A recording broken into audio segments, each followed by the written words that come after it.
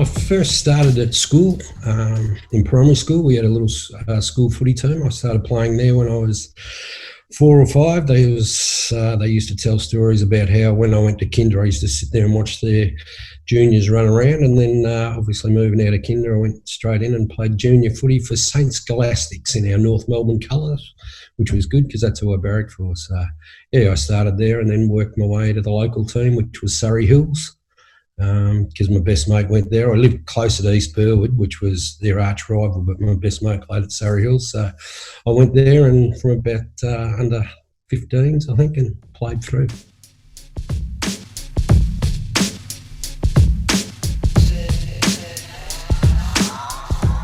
We come from down in Melbourne where football's a religion, and we were one of those religious families that you always played. They'd come and watch us play footy. We'd watch footy. You'd have the big Sunday roast, then watch VFA footy in those days. And my brother and I have always been best mates. We always grew up kicking the footy, and it's been fantastic for us. We've had it was fantastic for the family. Obviously when I had the kids and Julie and mum and dad, everybody, they always came and watched, the whole family, uncles, aunties, when we were playing in the VFA and things like that. We'd have a whole tribe that'd come and watch us. So it's been hugely important to our family.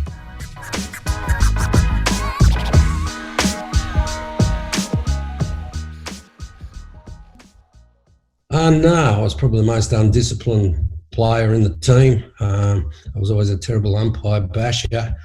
No, I always loved it. I didn't think of coaching. I'd still rather play than coach. Obviously, I think you coach because you can't play anymore. But I've just as I got older, I thought about it, and I was always fairly different.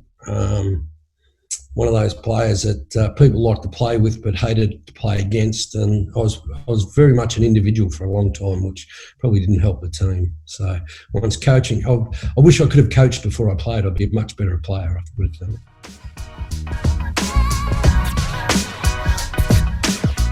I was really good endurance. I always prided myself on my fitness, and I was probably close to the fittest bloke in the team all the time. I played in the midfield and just ran all day.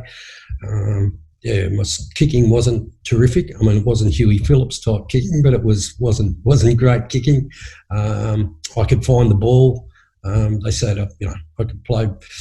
Yeah, I was just a good average footballer that worked really hard to get where he was.